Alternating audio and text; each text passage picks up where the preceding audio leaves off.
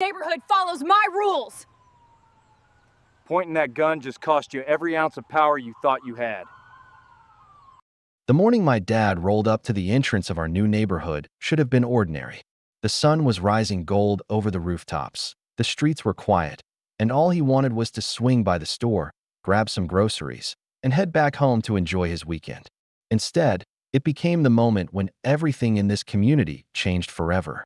He slowed his truck at the gated entrance, expecting to flash his key card and be waved through. But what waited there wasn't the usual security guard or a neighbor jogging past with a dog. 3 figures stood shoulder to shoulder blocking the road. At the center was Karen, the woman every resident whispered about but few dared confront, the self-proclaimed ruler of the HOA. On either side of her stood 2 of her loyal board members, puffed up with borrowed authority, arms crossed like they were guarding the gates of a fortress. And then, for the first time, my father realized this wasn't about dues, paperwork, or some trivial misunderstanding. This was about power. Karen lifted her clipboard high like it was a weapon and jabbed it toward the windshield, her oversized sunglasses flashing with the glare of the morning sun.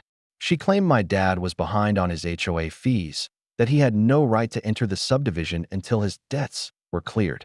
The words were sharp, rehearsed, dripping with the smug confidence of someone who thought their little empire was untouchable. What Karen didn't know, what would unravel her carefully built illusion of control, was who exactly she had chosen to pick a fight with.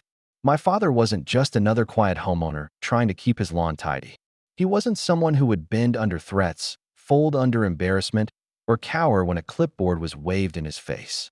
My father was the county sheriff, a man who had spent decades staring down hardened criminals, negotiating with dangerous people, and holding his ground in situations where most would crumble.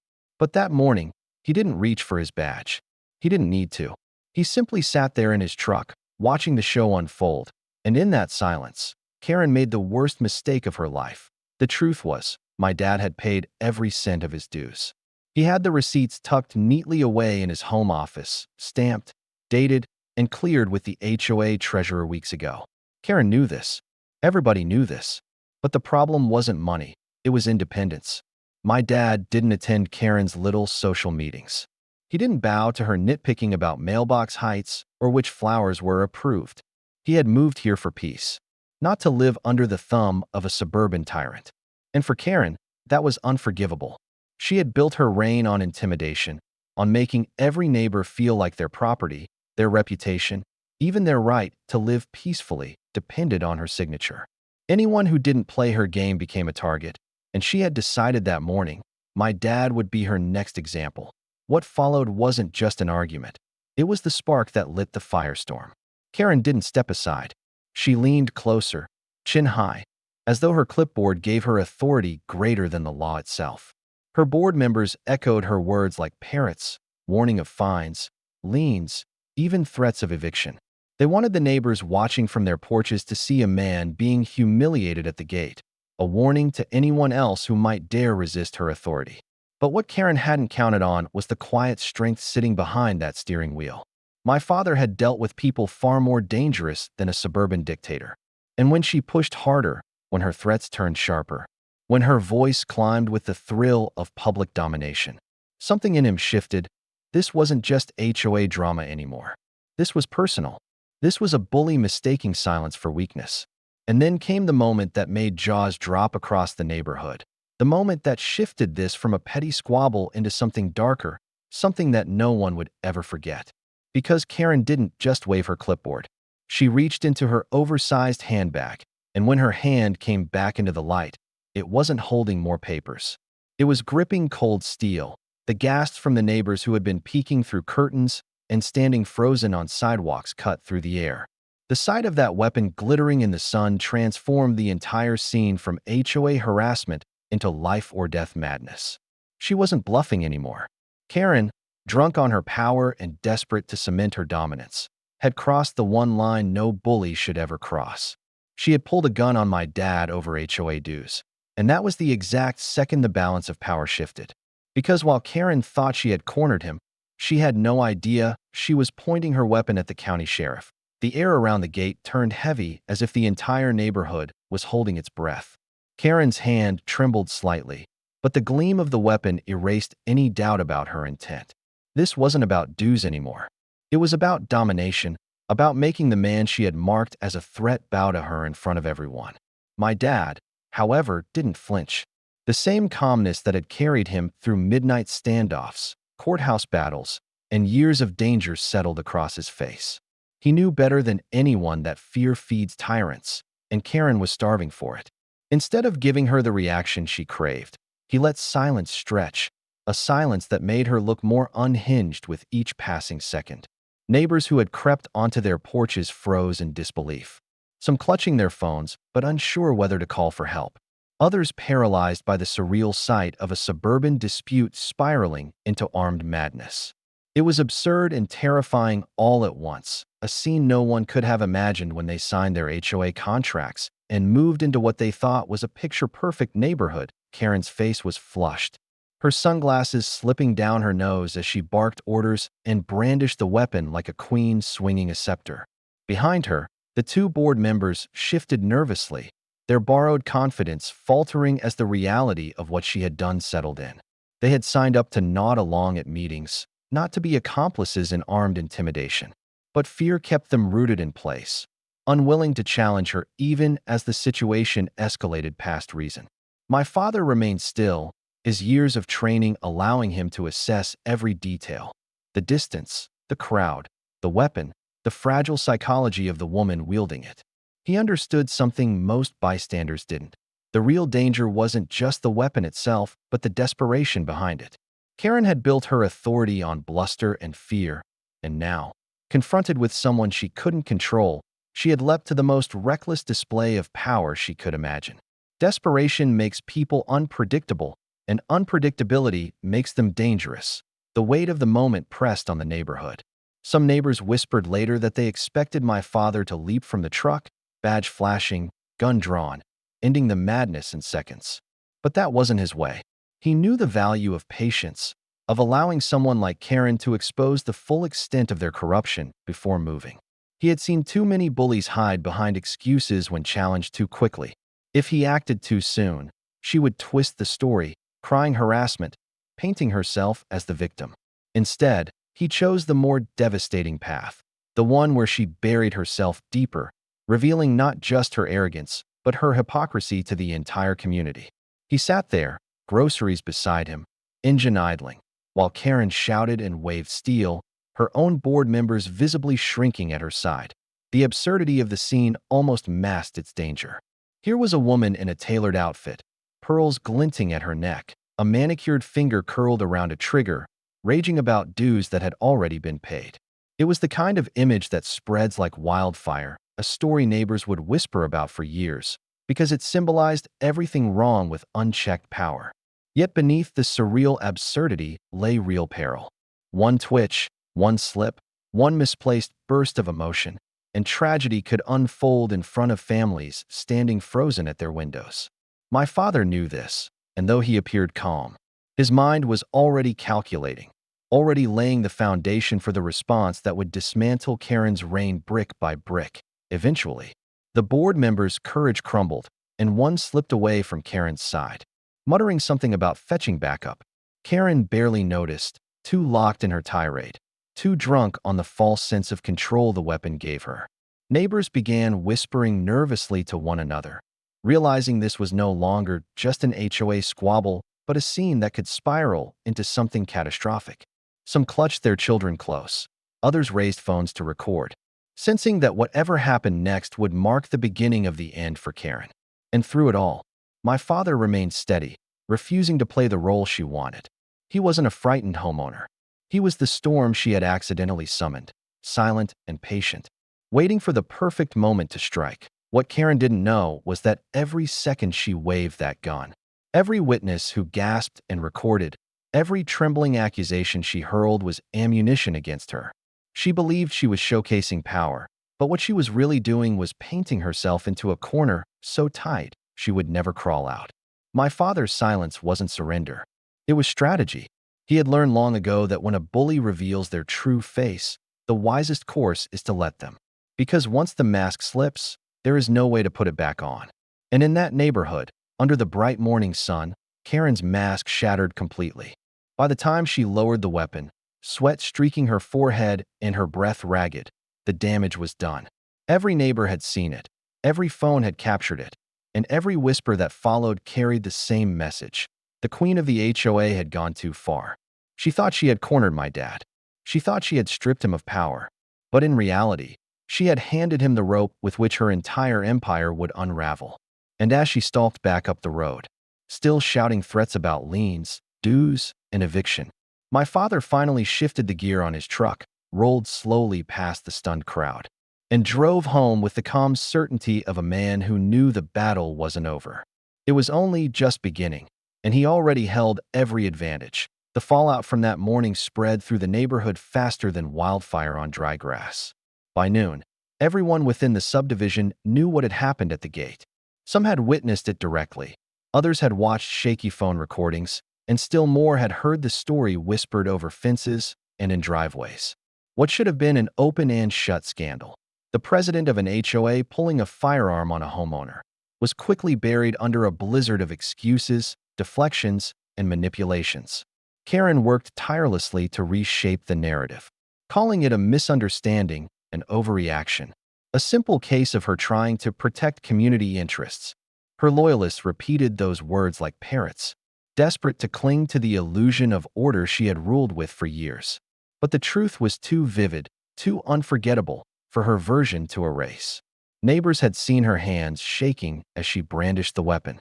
They had heard the shrill threats spilling from her lips. And most importantly, they had seen my father sit there calm and unshaken while she exposed her own madness. Still, Karen doubled down.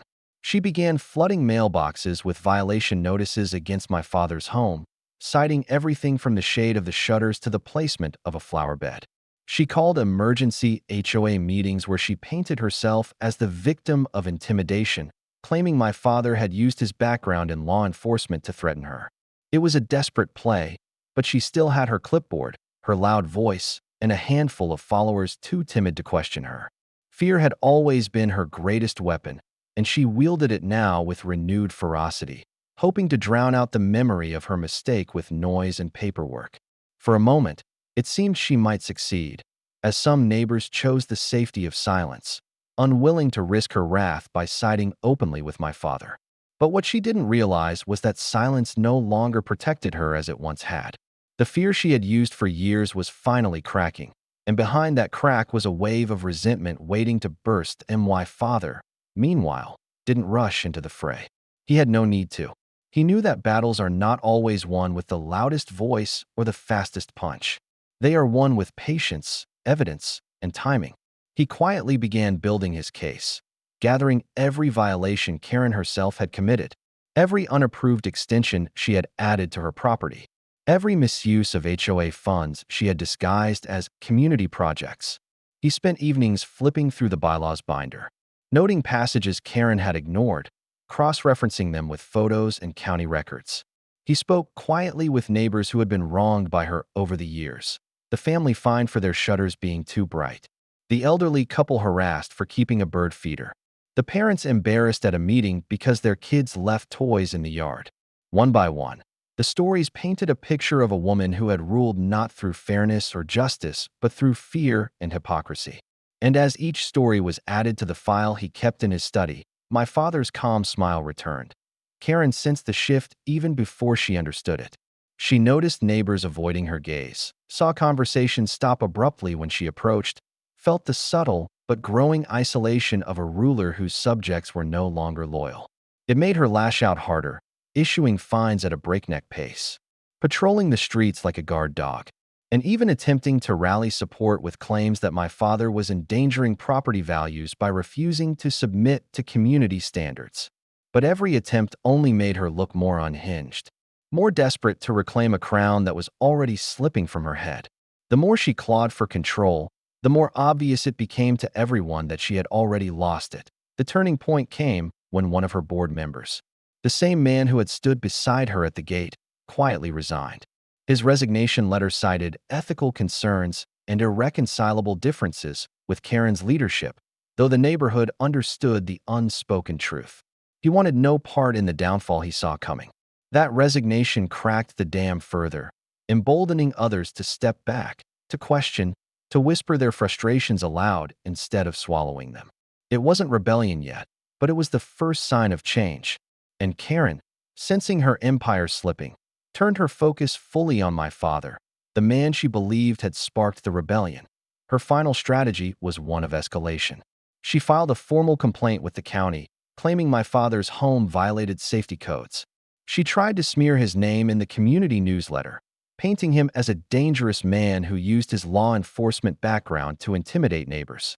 But each accusation fell flat when held against the truth, each lie unraveling as quickly as it was told. She was fighting a war she couldn't win, but her arrogance blinded her to that reality. And while she wore herself thin trying to hold back the tide, my father's plan moved quietly forward by the time autumn leaves began falling. The neighborhood no longer belonged to Karen. It belonged to the quiet hum of conversations about freedom, fairness, and the end of tyranny. My father's evidence binder was thick now, bursting with proof that Karen had broken more rules than anyone she had ever found. And with each passing day, more neighbors leaned in, offering support, sharing stories, and preparing for the reckoning they all knew was coming. Karen thought she had destroyed my father by pulling a gun on him at the gate. But in reality, she had destroyed herself. And soon, in front of the very people she once ruled, that truth would be laid bare. The night of the final HOA meeting arrived like the calm before a storm. For weeks, the air in the neighborhood had been heavy with anticipation, as though everyone knew a reckoning was inevitable, but no one dared to predict exactly how it would unfold. The community hall, usually half-empty during Karen's long-winded gatherings, was packed wall to wall, neighbors pressed shoulder to shoulder, their expressions taut with curiosity and a hunger for closure. Karen had announced the meeting as an emergency session to address what she called a grave threat to the community, and while she tried to project her usual authority, there was a sharpness to her steps, a frantic energy that betrayed the cracks in her confidence. She strutted into the room with her clipboard clutched tight, lips painted a harsh red that matched the flush in her cheeks, as though she believed a strong enough performance could still salvage her slipping empire. But the truth was already written across the faces of the neighbors, their polite smiles gone, replaced with the steely anticipation of people ready to witness justice. Karen launched into her speech with the energy of someone on trial trying to convince a jury, waving her papers dramatically and piling accusation upon accusation against my father. She painted him as a menace, a non-compliant homeowner, a danger to property values and community safety. Each claim was more exaggerated than the last, a desperate crescendo of falsehoods designed to drown out the memory of her pulling a gun weeks earlier. For a moment, some neighbors looked uncertain, caught between the years of intimidation they had endured and the spectacle unfolding before them. But my father sat quietly near the back, his file tucked under his arm, calm as ever, the same calmness he had shown that morning at the gate. He knew this wasn't just a meeting. It was the stage where Karen would unravel herself completely. When the time came, he rose slowly and walked to the front, every eye in the room following him. Without raising his voice, without rushing his words, he laid out the truth piece by piece.